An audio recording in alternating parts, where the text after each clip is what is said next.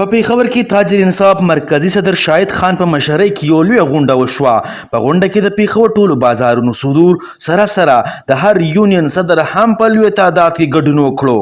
په غونډه کې ډین سټریټ سنټر د انتظامیې خلاف مظاهرې کولو فیصله هم وشوه. بلکې کومه واقع شوې ده د دې د پېښور کې څومره تاجران دي مشابهت کوي د دې واقع او سبا انشاءالله په ډینس پلازا کې او سبا انشاءالله چې کوم د مومند قوم دی یا د صافي قوم دی د دې خلاف احتجاج دی هغې کې به د تاجر انصاف او مختلف تاجر اتحاد چې څومره تنظیمونه دي د پېښور ټول به انشاءالله په دې کې شرکت کوي او په دې کې به هر قسمه قربانۍ ته غاړه ږدي. د هغه هم یوازې ما خو وایس میسیج کې ویلي چې دا د مومند قوم غم دی او نه د صافي قوم غم دی. دا غم د ټول پاکستان د تاجرانو غم دی. نن د دوی په کور کې غم به دومره نه وي چې څومره زمونږ په دې ملګرو په دې تاجرانو په کور کې غم دی، ځکه چې دا زمونږ د کولیکو زمونږ د تاجرو او زمونږ دکاندارو موږ په ده باندې خفګان اظهار کوو او د ده خاندان سره هر قسمه تعاون ته ټول د خیبر پختونخوا تاجران دوی سره لبیک دوی سره ولاړ دي. انشاءالله د دې ټولو په اجازه سره دا زه یو اعلان کوم چې موږ به حکومت سره په محرم کې یو تعاون نه کوو چې تر څو پورې زموږ دا کسان ګرفتار کړي نه وي. که په دې ستاسو دغه نو په دې لاس اوچت کوي چې موږ به حکومت سره په محرم کې یو تعاون هم نه کوو چې کومه بل ورځ هغې موږ نه تعاون غوښتو د هغه تعاون موږ مخالفت کوو. لاس اوچت کوي لکه زموږ صدر صاحب سره دا ومنله چې موږ به تاسو سره رنګه تعاون کوو، موږ ستاسو بیان یو ستا دغې خو د دې دپاره چې کومه خبره طارق صاحب ورپېش کړله په هغې باندې هغه وخت کې هغه ټرکا وکړله او ایسته یې وروسته کړه. که په هغه وخت کې موږ سره ایس ایس پي صاحب مرګلتوب کړی دی نو انشاءالله چې خبره به بل لنګه وی داسې به نه وی. نو هغه موږ خبره شاته کړله نو څو پورې چې د دې ګرفتاري نه شوي زموږ د دې مرګلو تسلي نه شوي نو موږ د حکومت سره په شریکه باندې دا اعلان کوو چې ګوره موږ نه به هم تعاون تمه نه کوئ. په دې باندې زموږ ټول تاجر انصاف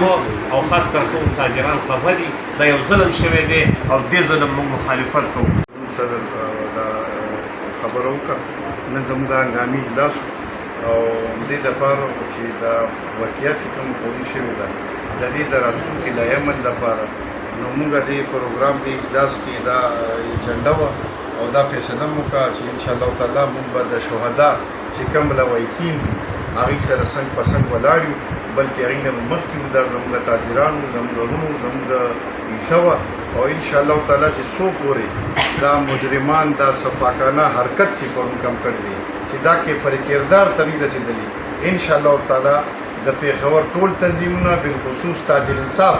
د شهید خان په قیادت کې، شاه عبدالسلام په قیادت کې، د ولی محمد میاں سید باچا او څومره چې زموږ د دې بازارونو کې لاندې صدور دي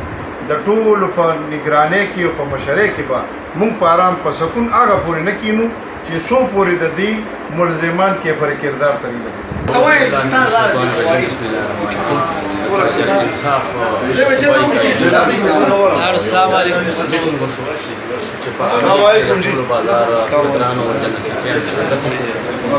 د صدر صاحب په هدایت باندې انشاءالله شهدا حوالې سره کوم احتجاج دی همدغه نه ده انشاءالله تاجر انصاف په هغې کې به شرکت کوي او د دې کوو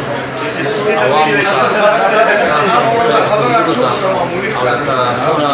تاجر برادرۍ شرکت کوي هغوی ته اپیل کوو چې په دې احتجاج او په دې شرکت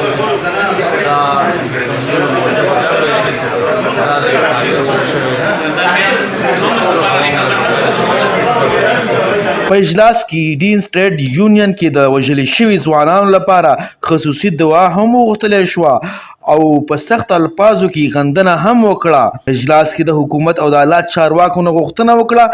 چې په واقع کې د ککړ خلکو له سخت نه سخت سزا ورکړی شي. او نن چې کومه واقعه وه په هغې کې بیا موږ د پیر ورځې احتجاج اعلان کړی دی. زما تاجر برادرۍ ته او د خپل مومند که صافی دی که هر یو قوم باجوړی دی که هرې طبقې سره تعلق ساتي زه هغه غونډو ته دا درخواست کوم چې سبا په دې احتجاج کې موږ سره تاسو شریک شئ او تورې جنډې او تورې پټې چې کوم دی هغه تاسو هغه کوي او د غم اظهار زموږ دا ورونه شهیدان شوي دي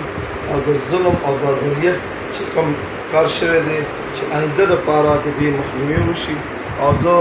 اعلی احکام ته د دې دغه کومه چې یاره په 24 ګنټو کې دننه دغه مظلومان دې ګرفتار شي که نه نو آینده به بیا موږ تاج الانصاف زموږ مشر مجيب الرحمن شاهد خان چې څومره موږ مشران دي هغې په مشوره باندې به موږ بیا آینده لپاره تیار یو. بس ملګرو شاهد خان اخونزاده صاحب مجيب خان ولی محمد صاحب په دې مشرانو چې کومه فیصله وکړه انشاءالله د ټول پېښور د تاجرانو فیصله ده او انشاءالله د دواړو خاندانو سره د شهداو برپور تعاون او برپور غم راځي انشاءالله د هغې چې کوم پروګرام دی په هغې کې به ټوله تاجر برادري انشاءالله هغې سره شانه بشانه ولاړي او زموږ د حکومت نه دا مطالبه ده چې کوم ظلم شوی دی او کوم بربریت شوی دی په هغه طریقه باندې د قانون نافذ کولو ادارو نه زموږ دا خواهش هم زموږ دا دی او دا زموږ حق دی چې دې خلکو ته د انصاف میلاو شي او مجرمان دي زر تر زره گرفتار کړي شي. دا واقع چې کومه ده دا دومره نه وه څومره چې ظلم وشو ولې چې دا د ټول مارکېټ د بجلۍ په یونټ باندې مسله وه او په هغې کې مونږ کېناستو ایسیچو سرتاج خان او د ما په نګرانۍ کې یو خبره مو شوه چې د دوی په ورځ به انشاءالله مونږ 2 بجې 2 کسان دکانداران او 2 کسان مالک به مونږ ته راکړي او مونږ به دې باره کې یو فیصله کړو او د هغې نه پس پښتو کې بیا مونږ دا واضح وکړو چې تیږه پرته ده ایاز خان د دې خبرې ګواه دی د تیږې نه پس دا وار شوی دی دا ظلم شوی دی نو زه دا خبره ضرور کول غواړم چې دا د مولا په خاندان په خیر الله نه